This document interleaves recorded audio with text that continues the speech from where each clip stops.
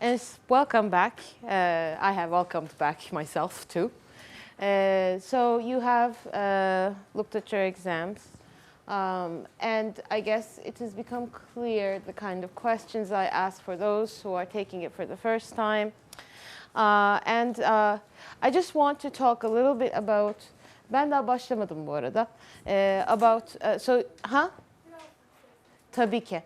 I was looking over student comments from last semester for my courses. Everything is good. Everybody's entitled to their opinion. But I do want to clarify one issue. I have in the past talked about how I grade. And I think one or two people completely misunderstood what I'm doing. And I'd like to clarify that because I do it for your own good. So I choose one or two questions and I look over them. I always have an answer key. I know what I want from a question. I don't define how I'm going to grade according to the best students in class. I do, however, then start ordering it and figure out the best 10 papers according to those two questions that I start grading with. Why do I do that? And those top 10 papers always sit at the top when I'm starting a question, but they change. Sometimes a person might be very good in two questions, the first two questions that I graded, and then they might not be that good in the other. So their paper goes back into the pile, and I might actually pick one. Why do I do this? Is to protect you, not so that I can compare you to the best students. Because if in my answer sheet, I want some answers, but nobody in class can give them to me, those top 10 papers tell that to me immediately. Then I make my scoring more lenient, daha cömert, okay? So that I understand that I want something, but I haven't taught it well enough, such that even the best 10 papers aren't giving it to me. So at that point, I readjust my grading so that you don't get penalized. So it's important for me because I spend a lot of time and effort to make the grading just and fair. And my idea, and most of the time, for example, this time, those top 10 papers, I didn't know the names of those students, 7 out of 10 of them. So those are not students that I know or like. Those are completely based on those first two questions I grade. And so then that is why you don't write your name on anywhere but the first page. Okay? So my grading is not so that I actually kayırmak or support students I like. In reality, there isn't a student I don't like in this classroom. I mean, there might be students I don't like in general. I am also entitled to my opinion. But there isn't someone that I fear I'll be unfair to. But if there was someone that I felt I could be unfair to because I don't have positive feelings, I actually become over-generous to that person. Because I fear nothing more than stealing your grade.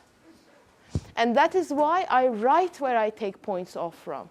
That is for your benefit, but also so that I am objective. When I'm writing, if I can't find why the points I'm deducting are being deducted, that means that I am being unfair. Okay? So I want to make that clear because I spent a lot of time trying to make your exam grading very fair. Okay. Now, evet, ben başlıyorum Emre Bey. So, as you remember, we're still at chapter 10, emotional development. And we are at a very good point. We're talking about attachment.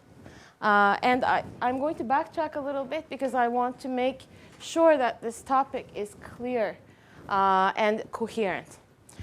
So we start talking about attachment. Of course, the place to start would be Bowlby, who proposed attachment theory.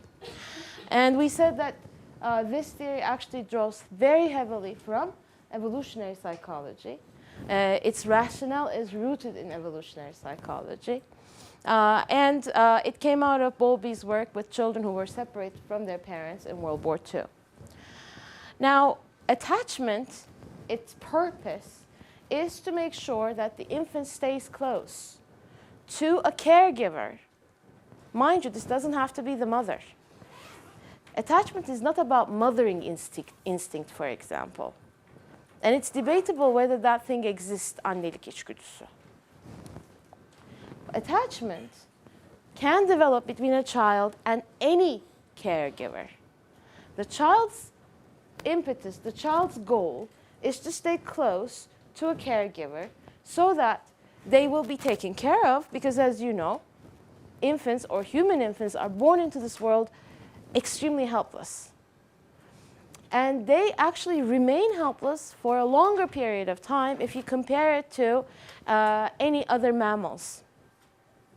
And so infant has to make sure that they are taken care of. So the attachment problem is one in which the child wants to stay close enough that they are nurtured, but also feel safe enough that they can explore. So those two things needs to happen, right? And yes, and there are phases of attachment in development. We said birth to 6 weeks is pre-attachment. These, at that point in time, the preferences that the infant shows are very subtle. Here, a baby, a newborn, may be equally happy in a stranger's arms as the mother's, although they might prefer to look at the mother more, for example. Attachment in the making, 6 weeks to 6 to 8 months, they show clear preference for a caregiver, and towards the end of this period, stranger weariness or stranger anxiety starts. At which point we understand that it's not a matter of slight preference anymore on the infant's part. The infant is actually actively preferring to be close to those caregivers. The clear-cut attachment develops between 6 to 8 months to 18 to 24 months, where the caregiver now becomes the secure base. See, we call it secure base because if there's a threat, the infant will go to this base, this caregiver, but this caregiver will also provide a secure base when there's no threat for the infant to start exploring from. Yes. The reciprocal relationship is from 18 months to 24 months and older. This lasts several years, where the caregiver and the child take responsibility in maintaining contact. The child actively appropriates behavior to maintain the relationship and the closeness, the proximity. And at this stage, we can confidently say that attachment has been formed. That's why, for example, we don't test children's attachment before 18 months. Usually, attachment research is done with children who are 2 and usually 2.5 years of age, because we want to make sure that that relationship has had time to develop. Looking at toddlers before 2.5 years, before 2 years, would be misleading. And how does attachment work? Well, it is proposed that there is something called an internal working model that regulates the workings of attachment. This is a set of generalized expectations of the caregiver as either someone who's available when the child needs help and or responsive. And the representations of self in turn, so the child thinks of the caregiver as either responsive and available, and then thinks of themselves as either worthy or not worthy of care. And this is carried from infancy to adulthood. So if I'm in trouble, am I worth helping? If I were in trouble, would my attachment figure come to my help? Right? So these two questions and the related expectations form the basis of the internal working model. Now, there seem to be consistent patterns of attachment in children. And Mary Ainsworth developed a strange situation task based on her observations in England, the US, and also in Africa. So the strange situation, as the name implies, adı üstünde, is a strange situation. Strange in the sense that we take a young child to a laboratory and we test the child or we look or observe the child's behaviors when we have the child enter a new room, a novel room, and then have a new person enter that they have not met before, and then the parent leaves, which is the first separation episode, but the stranger stays. And then the parent will come back. So you see there are two reunion, two separations. So first separation episode, parent leaves inconspicuously. Stranger's behavior is geared to that of the infant. Here the stranger is basically trying to talk to the toddler, play with the toddler. Then the first reunion where the parent greets and comforts the infant, the stranger leaves, the mother leaves again.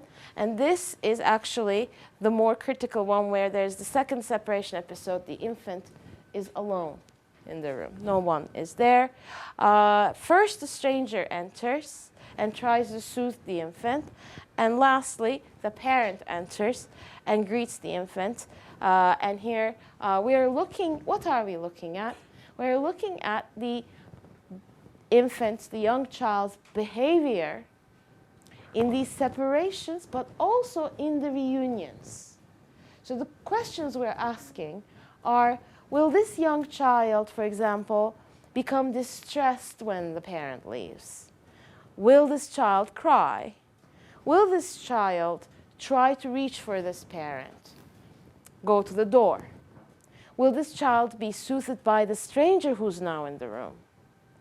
Will the child notice the stranger's exit? When the child is reunited with the parent, will the child reach for the parent, go and be close to the parent, hug the parent, kick the parent? All of these happen, by the way. What is this child going to do? And so we're going to watch a video, and it's going to become much clearer too. But what are the patterns that we are observing? Almost half, sometimes above half, depending on culture, of children are classified as secure. Secure attachment tells us that the child reacts positively to a stranger as long as the mother is present or the parent is present. The child becomes upset when mother leaves and is unlikely to be consoled by the stranger. So the stranger cannot fill the place that is left by the mother. By the way, it keeps saying mother, but it is parent, because children are attached both to mothers and fathers, and children can be attached to their nannies, and children can be attached to their grandparents if the grandparents are taking care of the child too. So don't think this is only the mother. But usually in research, especially in laboratory experiments, we keep getting mothers instead of fathers. Even when researchers want to get mothers, we invite them, we get less turnout. Most research is carried out with mothers, not only for theoretical purposes, but because of this logistic reason too. And the infant calms down when he or she is reunited with the mother or the caregiver. Now the avoidant attachment, these babies are on the surface look like they're cool as cucumbers. They couldn't be bothered. So they're indifferent to where the mother is sitting, may or may not cry when the mother leaves, is as likely to be comforted by a stranger as by the mother, and is indifferent when the mother returns. Had you left? Welcome back. Yes. We will discuss why this is in a minute. Resistant or ambivalent kids, which I think we would see a lot here in Turkey, are the ones who are anxious from the start and are not comforted upon return. These are the babies who keep crying. Although the mother has come back, the mother has picked the baby up. The child stays close to the mother and appears anxious even when the mother is near, becomes very upset when the mother leaves, but is not comforted by her return, simultaneously seeks renewed contact with mother, but resists efforts to comfort. So these are the kids who might be willing to be picked up, but then they cry, hug, and push at the same time. They do so, yes. we will discuss why this might be. Last pattern of attachment is the disorganized pattern. And this one lacks a coherent method of coping. So it can't be coded into the other three categories. It's usually a baby that seems confused when the mother leaves and doesn't really understand what's happening when the mother returns. Could be crying, not crying. We see all patterns of behavior. But disorganized is actually the rarest form. And usually we see it with children who either have, they might have mothers who are depressed, or they might actually have home environments that are very unstable. These kids also sometimes can be kids that are abused. So this isn't something that we see often, and this is worrisome. Now, a trick question, and it should no longer be a trick question because I'm going to say it now, is what type of attachment is adaptive and what type or types are not adaptive. Now here, everybody or most students make the mistake of thinking that secure is adaptive and all others, insecure and disorganized, are not adaptive. Well, that would be false.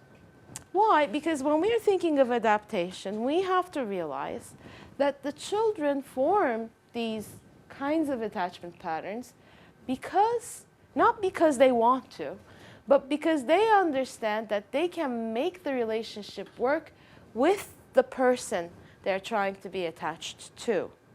So the kind of mother, the mother's preferences, will also determine whether the child is securely or insecurely attached.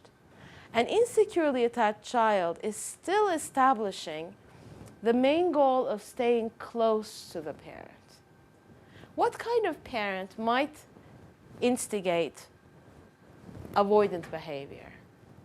This is probably the parent who actually doesn't like the child cry, for example, is unresponsive to crying, but comes closer when the infant is calmer or quieter.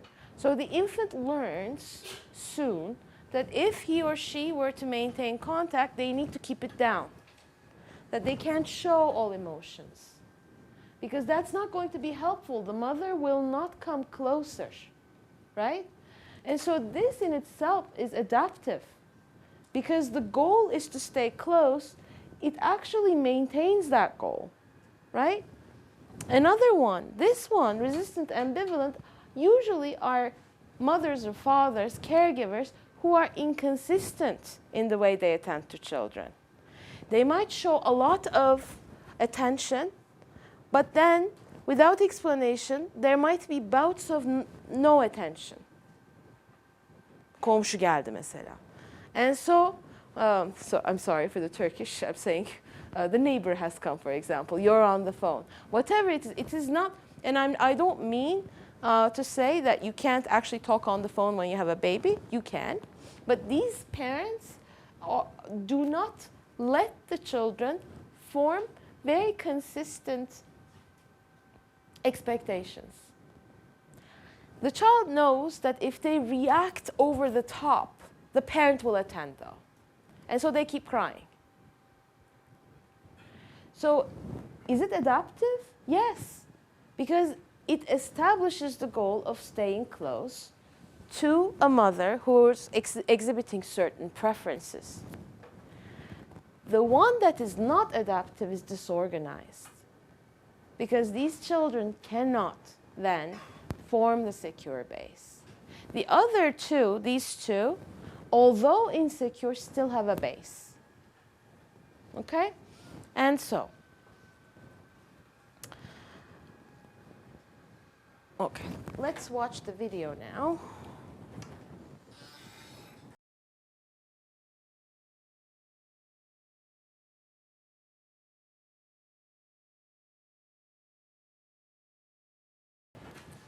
And we did not see in this video an example of an ambivalent, and also the avoidant attachment one was a simulation, it said, so it wasn't a real parent-child video.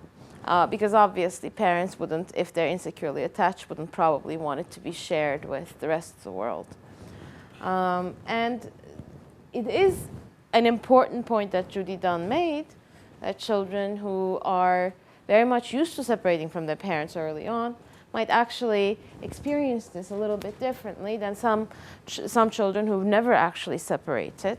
But then again, it may just show that then strange situation may not be appropriate to test these children's attachment, not that attachment doesn't exist. So it becomes more of a mythological issue. There is a world of research on attachment, both in infancy, but then in early, middle childhood, in adolescence, and then later with adults and romantic relationships, as you know. And so it is very much a matter that has accumulated very important findings with regard to how we behave with others whom we have attachment relations with. As I said before, attachment isn't something you form to every single person in your life. So for example, if you have 700 Facebook friends, you don't have 700 attachment relations. Of those 700 Facebook friends, say 10 of them are close friends, you don't have 10 attachment relations. Attachment relations also require time to establish. So if you are just started dating Berkcan or Melissa, it doesn't mean that in the second week of your dating experience you have already become attached to that person in the sense of attachment as we discuss here. But parenting and secure attachment. So what kind of parenting promotes secure attachment? Usually, sensitive care is one feature of these parents' relationships with their children. And sensitive care means caregiver adapting her behavior or his behavior to fulfill the child's needs. Meaning, so you would think that all parents are sensitive to varying degrees. So if a child is crying, we talked about this before, it's first an innuendo to new parents why the child is crying. But as the mother, father, and the child form a relation, it becomes easier and easier to guess what the child might need. And we know that the first 6 months aren't really yielding attachment relationships, they're preparatory. But after a while, the parents should understand, for example, this child needs food, the child needs stimulation, or there's too much stimulation, the child is bothered, we should maybe turn off the radio a little bit. Whatever it is, sensitive parenting actually means not that the parent is trying to feed the child all the time, but that the parent is understanding, making very good educated guesses about what the child might be needing at that point. Sensitive parenting at 3 months have been found to predict secure attachment at 12 months. So we know that it's a feature of secure relationships. What constitutes sensitive care, of course, varies as a function of the child's age and the child's needs. We talked about this before, that you do not treat an 18-month-old like you treat an 8-month-old. That parenting changes as the child develops and is capable of more. But maternal sensitivity may not be the whole story. For the insecure child, the world does not really seem safe. Resistant, ambivalent children usually encounter inconsistent responsiveness, and they must act out to keep mom's attention. I said this before. Avoidant children usually have insensitive parenting, and it might be that the parent is rigid. Parent prefers that the child soothes himself or herself, like cries himself and calms down. Or it might be overstimulating and self-centered type of parenting too. Disorganized is less clear. A subset of, as I said, disorganized kids come from abusive or neglected homes, as well as children who have experienced trauma. Elif.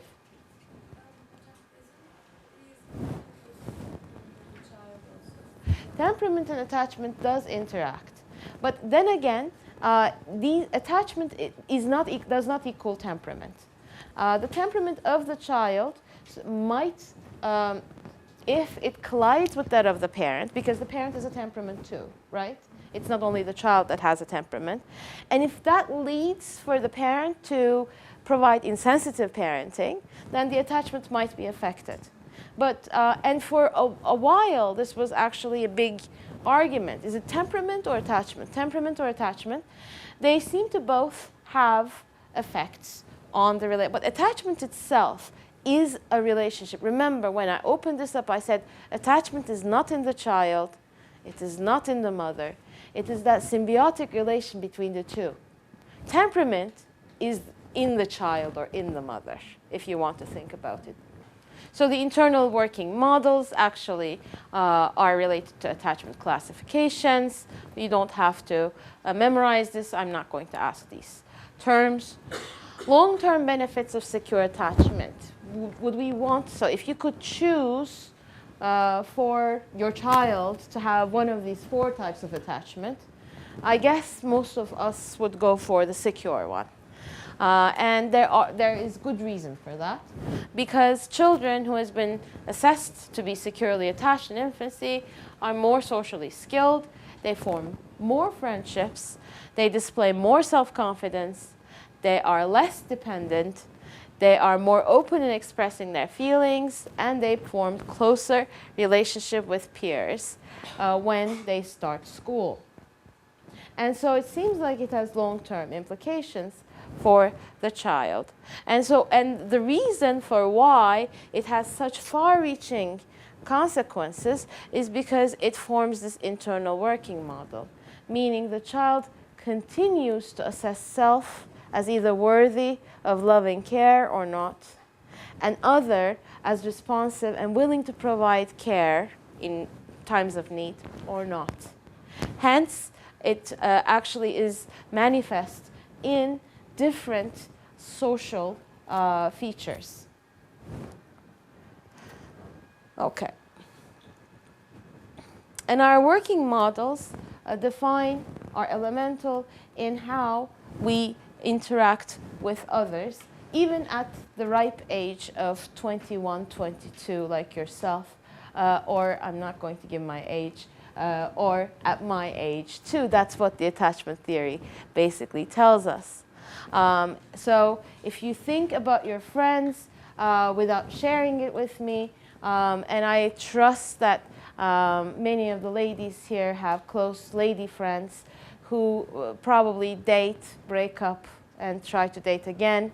If you think about your friends and yourself too, what happens when you break up? How do you get over that breakup? Some people don't talk about it, act as if everything is normal. Are they not hurting? They are. Was the avoidant child not anxious when the mother left? He was, right? We actually see it too, because although avoidant children keep playing in the absence of the mother, their play becomes repetitive. Maybe before they were building a tower, then they start banging the tower blocks, which means that they're preoccupied in their minds with the mother having left. They're trying very hard not to show it, right? There are the ambivalently attached friends who call, let's have another talk, maybe we can get together. The relationship doesn't have to end, and then they decide no, and there's a lot of tears and reunion, tears, right? And this securely attached friend most likely cries because it hurts. Breakups usually hurt, if you didn't want to break up, that is. And then they get over it in time, right? They share in a healthy manner, and so that is it. So the internal working models are not just helping children, they're actually also working for us too. But do attachment classifications change? Are we doomed to stay with the attachment classifications that we have? Attachment classifications do change. They're more stable if the child is securely attached. So it's more unlikely for a securely attached child to become insecurely attached. More stable in middle class. And stable life conditions. Now, what does middle class status have to do with attachment? Let me ask you. What does middle class status have to do with attachment? The mother works or not, Yaren? For low SES, there could be abuse or unstable home environment. Unstable. And for the high SES, the parents may be too busy. Oh, see, yes. I mean, sometimes, okay.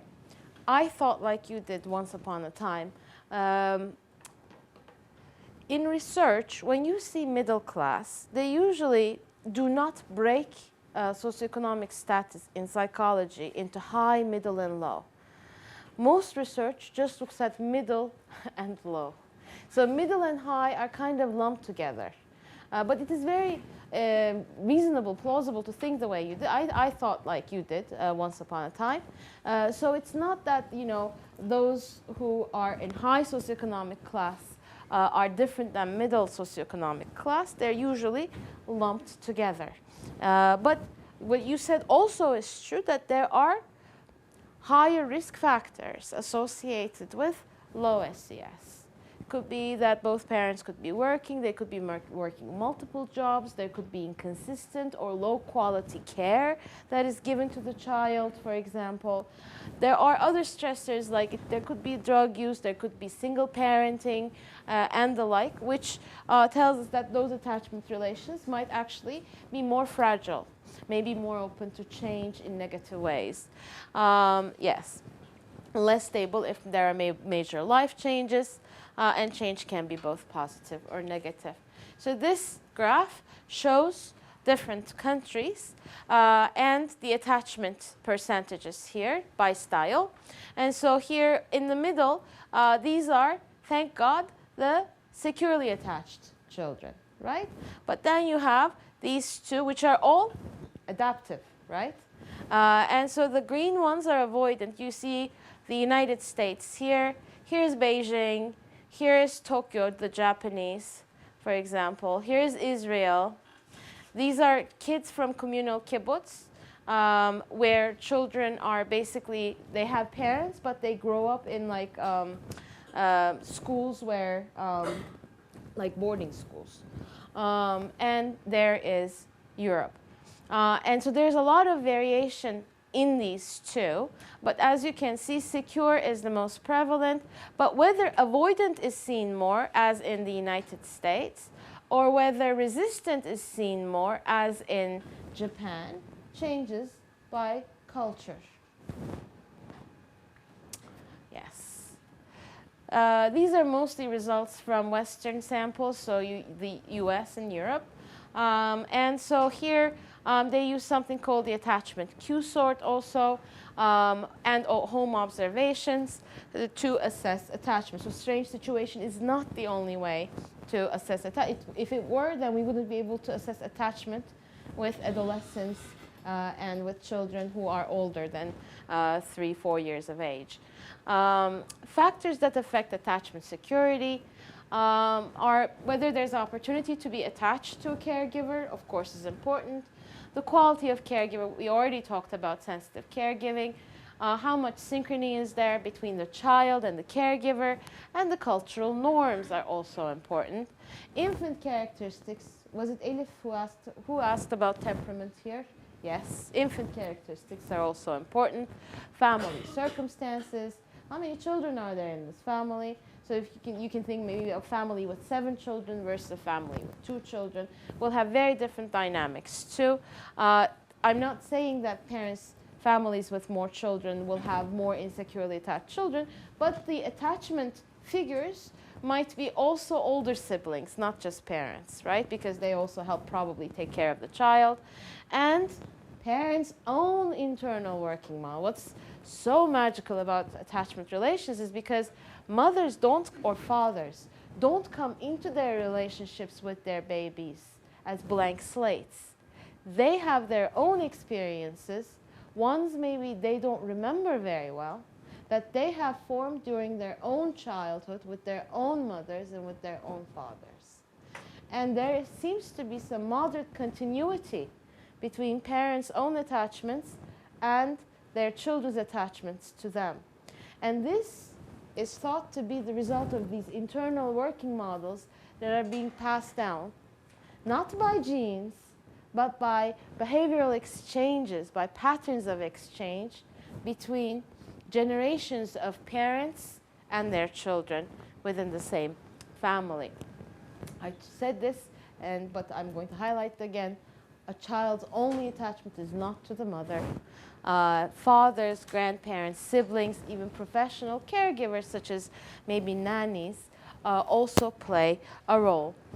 At one point in time, I think it was the first year I was teaching at Bilkent, I gave an exam question in PSYC 350 where the question went like this. İşte Burak Bey's wife dies in childbirth. Burak Bey all of a sudden is left with a son who's a newborn. His parents live in Manisa, but Burak Bey lives in Ankara. He's trying to figure out what's the best course of action to take care of his baby. He's willing to spend time. He earns enough money such that he can actually get a good caregiver during the day. What should he do? Everybody wrote answers, but there were 3 male students in class. Each of these 3 male students asked the question, like, Hocam, yes, are you sure his mother cannot move? Like, I am quite sure, I said in the question, the mother cannot move. They just could not figure out how to make this work. And they basically sent the child to Manisa, or Muğla, I remember, and their explanation was that the child needed to attach to a woman. I would like to tell you that that answer is wrong. I mean, if you were, Allah korusun, if you were in Burak Bey's situation, it is an impossible situation. None of them are very good. But then again, there is nothing that says that a father cannot be a good single parent if they want to be a good single parent. And there I'm going to leave you with that for a break for 10 minutes.